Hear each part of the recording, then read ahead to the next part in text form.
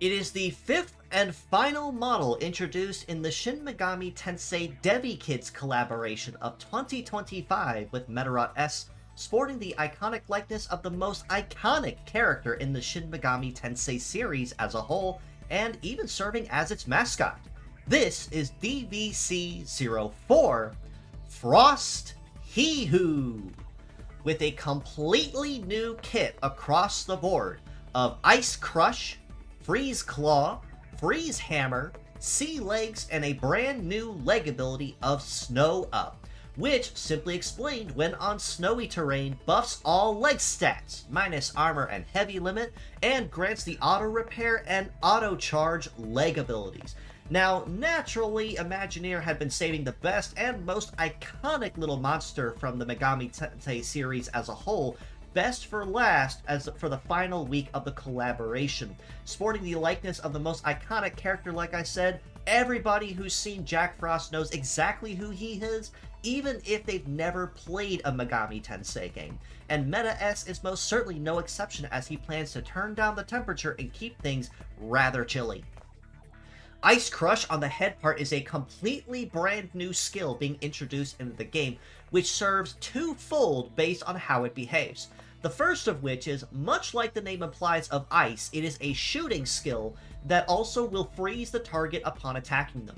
And if the freeze sticks, it will guarantee that the target not only doesn't move, they're guaranteed to take every hit that lands, and every hit that lands is going to be a critical hit, period, until it expires or until attacked. Now, if that were the end of it, Frost Hee Hoo wouldn't be bringing a whole bunch to the table, but Ice Crush amps things up just a little bit. It has a secondary condition that checks the enemy when attacking them. If the enemy is not frozen, it will freeze them. If the enemy is already frozen when using Ice Crush, its power doubles, making it exceptionally powerful as a freeze punish, much like freeze used to be in current competitive meta for the longest time back in the day, and even today still is to a point, but Frost Hee Hoo is definitely going to be doing what he can to bring freeze punish back into the meta. Freeze Claw on the right arm is a melee attribute negative symptom skill with a scatter type of effect, which is fairly easy to explain. It will attack the target, high chance to freeze them, but have a scatter effect, which means it will damage one part normally and then spread the damage across two others at random for extra damage. The freeze chance doesn't change at all, it's mostly just a chance to damage more stuff at once without having to resort to, say, hyper freeze or chance spot nuking with basic freeze or freeze shot. Freeze Hammer, in the same vein, basically operates the exact same. It is a melee attribute skill, but with an AoE effect to it instead, which means it will damage all the parts of the target and spread the damage equally across them, but also with a freeze effect. Now, even though Scatter and AoE effects have definitely gotten some notable buffs in previous years, especially when it comes to either with damage or with extra quality of life, such as with Silent Leader, the ability of Freeze actually makes them extremely useful even if the damage is going to be spread, because I have said it in early days and I will continue to say it, when it comes to negative ailments and symptoms, damage is not the point, but the fact if you have it is only an added bonus. So Freeze Claw having a base damage a little over 1200 and Freeze Hammer having almost 2k is actually really good, especially given that both also have heating and cooling in the low to mid 600s or even low 700s in some cases, which means that you can fire these off extremely quickly with no penalty to cooldown or anything slowing you up. Sea Legs means that Frost Hee Hoo will have fairly decent coverage across most terrains, but focusing mostly on relatively balanced leg stats, but also with a naturally high evade. And high evade also means that he has a much higher chance of dodging or grazing compared to most others, similarly to Flight Legs but with better armor. However, with a base mobility of 851, Frost Hee Hoo is off to a very good start in the speed department and doesn't need a lot of assistance there, even for an aquatic leg. An evade of 1806 is actually par for the course though with Sea Legs, so nothing really to mention too much there.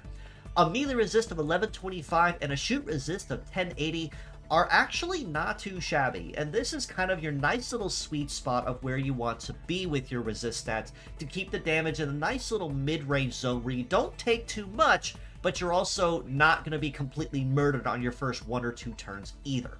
However, this is also not including Snow Up coming into the equation, which when you're on snowy terrain exclusively gives you which you'll have S rank terrain on anyway, gives you 30% to all leg stats with auto repair and auto charge. So this means that anytime that you're on snowy terrain, your Metaforce gauge will be going up progressively, and you will be progressively healing over time to anything that is not broken, which means it will be extremely dangerous for this little frosty spirit the longer he's allowed to stay alive. In the armor department, he's packing about 4379 for the head, about almost 3,900 per arm, and just under 4,200 for the legs. So even though Snow Up is definitely going to be a very big plus for him, as well as a very synergetic freeze punish kit, he is just a little squishy in the armor department. So just something to keep in mind there if you are planning to use him to his fullest potential.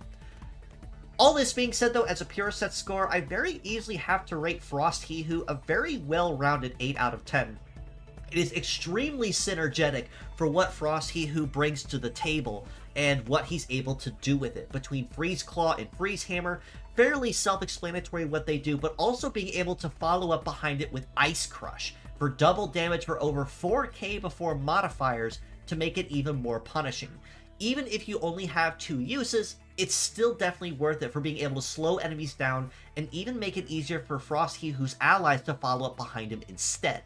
However, a couple things to bear in mind, the first of which is anyone with Stat Cleanse or Super Armor renders much of what Frost Hee Hoo brings to the table extremely and exceptionally null and void.